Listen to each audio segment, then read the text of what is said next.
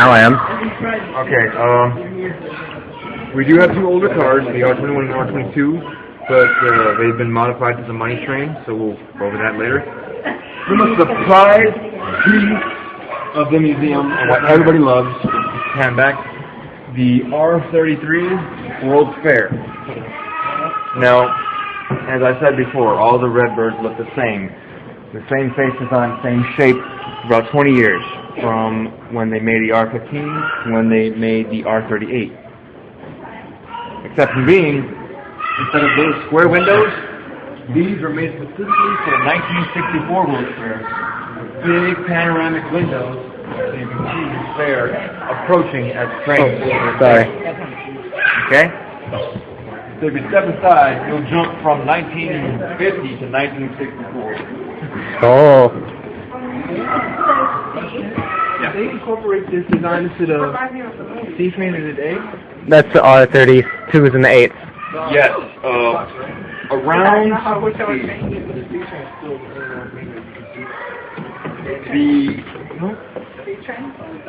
we're going to have to go back in time again after this car. The R16 was the last car that had, for a while, the IND style seating, where it's straight bench, sideways bench, straight bench.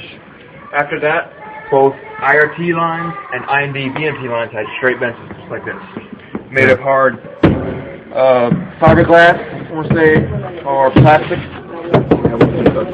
Right. Metal strap hangers, much more of them. More fancy fans, much more lighting.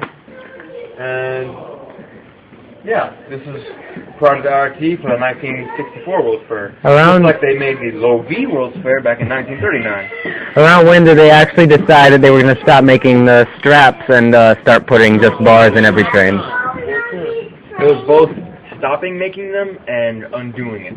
Undoing it? It is the last cars actually built with these metal loops.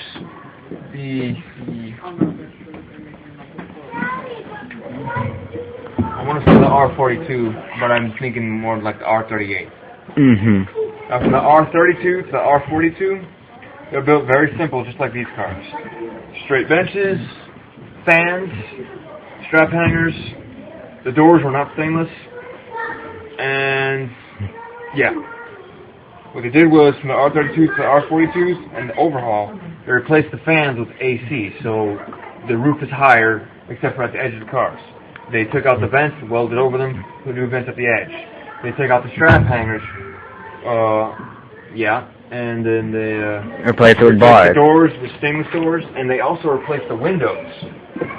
These old windows like this, they took it out and put a straight window here and a straight one there, and it just pops open.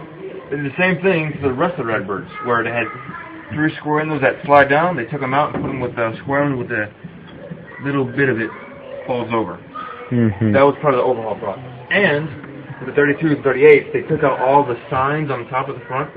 Replaced them with electronic. One digital letter. Speaking of which, 32s and 38s, their markers were replaced with a digital letter. Whereas the 44s and 46s... Roll signs. No. Oh, no. The R44s and R46s. Their side markers were regular, like the 68s. They were replaced with digital markers. Yeah, the green one. They did this, but then when the R160s came out, you can see why. It was a test, because the R142s, 143s, 160s all had digital markers on the top, digital markers on the side. So you can see what they were planning to do it all along. Yeah, they wanted to switch it to digital so you didn't have to actually roll the things. Exactly. In every car. Rely on light bulbs to backlight. So this is a single unit. Now what they did is they haven't made single units for a while.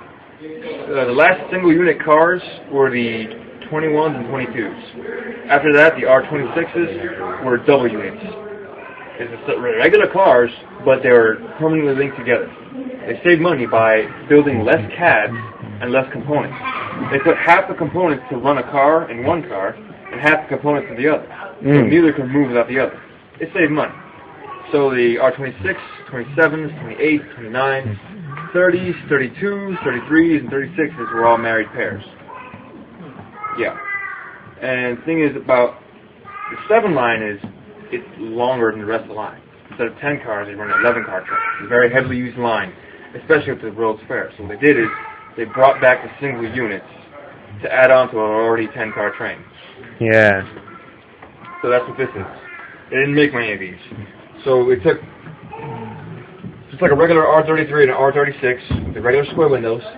They made the exact same thing except with panoramic windows. This is the R33 World's Fair. The R36 World Fair is a double unit. Double unit meaning the two cars permanently, yeah.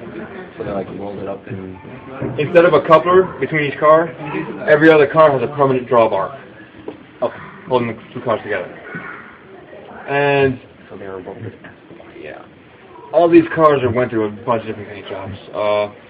These cars had their own special paint job, but the rest of the subway, pretty much before 1950, every car had a paint job.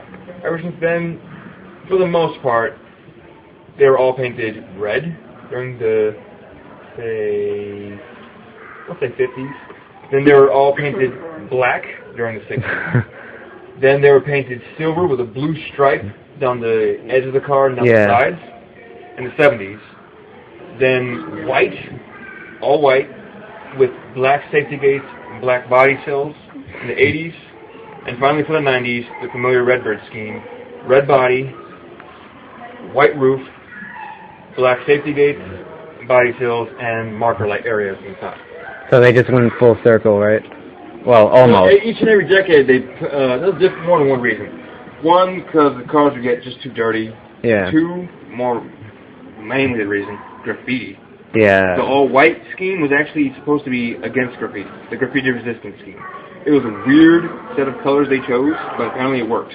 Because, it was, like I said, it was white, mostly white, and a little bit of black on the outside. I would imagine it's hard to see spray paint on white. On the inside, the walls are yellow, the insides of the doors are orange, and the seats were pink. What the hell? It worked, for the most part, until one day, the yards didn't have enough space for cars, so they had to leave some of them out in the open. Taggers had a field day. So it almost worked, it almost didn't. Until late 80s, when I think an Italian man, I forgot his name, came up with a certain type of cleaner based on orange, citric acid. It's an orange cleaner. And he marketed that to the MTA. It worked. They used it, and that's what started the clean train movement. Wow. That citrus works, though. I mean, yeah. So, the World's Fair. Okay.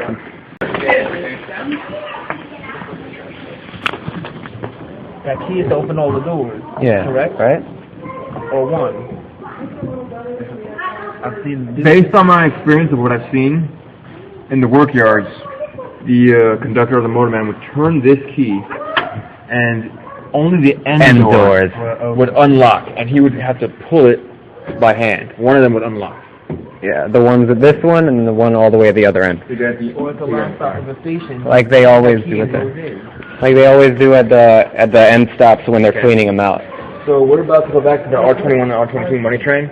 As you can see, like I said, the 15s, 17s, and 21s and 2s, their windows opened. You could get air in. Apparently that was a safety hazard, my guess, so they stopped and did away with that.